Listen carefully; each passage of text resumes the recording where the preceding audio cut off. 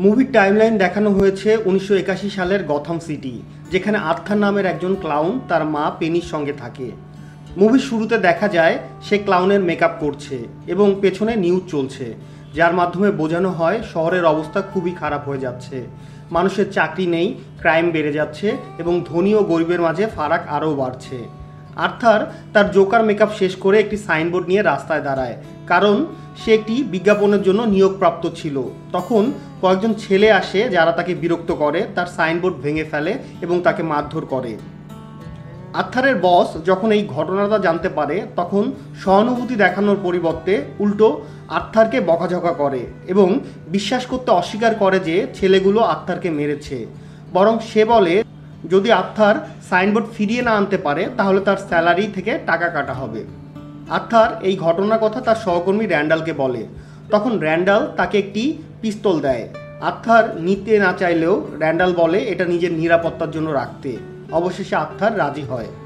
রাতে বাসে বাড়ি ফেরার সময় দেখা যায় সে সামনের সিটে বসা একটি বাচ্চাকে হাসানোর চেষ্টা করছে, কিন্তু বাচ্চার মা খুব রেগে যায়। এতে আর্থারের হাসি পেয়ে যায় এবং সে হাসি থামাতে পারে না। তখন সে বাচ্চার মাকে জানায় যে তার একটি নিউরোলজিক্যাল ডিসঅর্ডার আছে, যার কারণে তার যে কোনো সময় হাসি পায়, এমনকি যখন সে গভীর দুঃখে থাকে তখনও। এটি তার মাথায় আঘাতের কারণে হয়েছে। বাড়ি গিয়ে সে মেইল বক্স চেক করে এবং তার মা পেনি জিজ্ঞেস করে থমাস ওয়েনের কোনো চিঠি এসেছে কিনা। ওয়েন এন্টারপ্রাইজ হলো গথামের সবচেয়ে বড় কোম্পানি, যারা অনেকগুলো ব্যবসা নিয়ন্ত্রণ করে।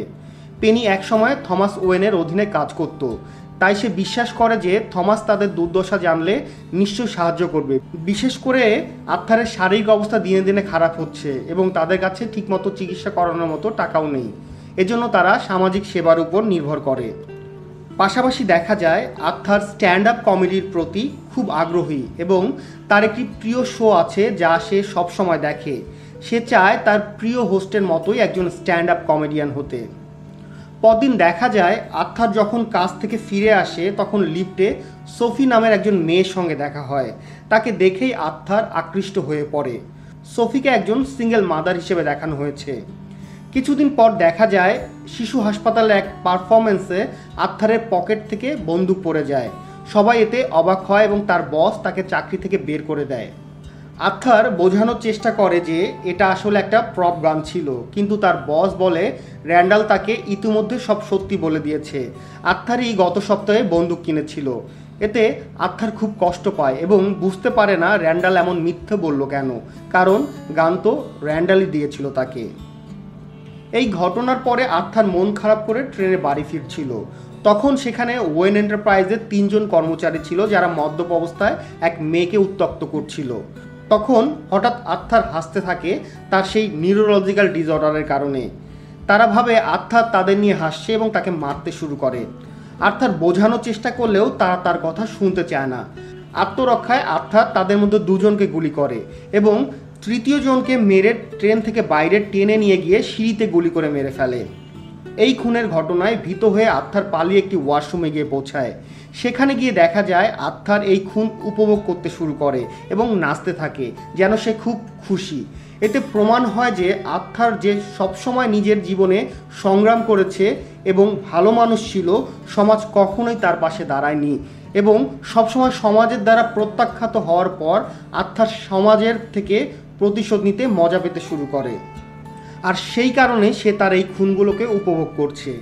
এই ঘটনার পর টেলিভিশনে থমাস ওয়েনের একটি সাক্ষাৎকার চলছিল, যেটা আর্থার দেখছিল। এই সাক্ষাৎকারে থমাস ওয়েন বলেন যে নিহত 3 জন খুব ভালো মানুষ ছিল, কারণ তারা তার কর্মচারী ছিল। আর সে এটাও বলে যে গরিবরা ধনীদের প্রতি হিংসা করে, এই কারণেই তারা সবাই ক্লাউনের মতো আচরণ করে। এই বিবৃতির পর মানুষ থমাস ওয়েনের বিরুদ্ধে ক্ষুব্ধ হয়ে ওঠে। আর্থার হাসতে হাসতে ডায়লগ ঠিকমতো বলতে পারে না, কিন্তু সোফি তবুও আর্থারের জোকার অভিনয় উপভোগ করে এবং ফেরার পথে তারা একসাথে হাঁটতে হাঁটতে বাড়ি ফেরে। এরপর দেখা যায় আর্থারের মা তাকে একটি চিঠি দেয় যাতে লেখা আছে সে যেন এই চিঠি থমাস ওয়েনকে পৌঁছে দেয়। আর্থার চিঠিটি খুলে পড়ে এবং তা দেখে তাতে লেখা আছে যে সে আসলে থমাস ওয়েনেরই ছেলে। এটা পড়ে সে খুব রেগে যায় এবং তার মায়ের কাছে জানতে চায় কেন এটা তার কাছে লুকিয়ে রাখা হয়েছিল।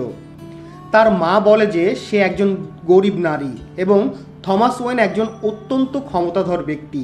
তারা একে অপরকে ভালোবাসতো, কিন্তু সমাজের বিশাল ব্যবধানের কারণে তাদের সম্পর্ক কখনোই প্রকাশ করা সম্ভব হয়নি। আর এই কারণেই তাকে থমাসকে ছেড়ে দিতে হয়েছিল এবং ছেড়ে দেওয়ার আগে একটি চুক্তিপত্রে সই করতে হয়েছিল যে সে কখনো এই কথা প্রকাশ করবে না।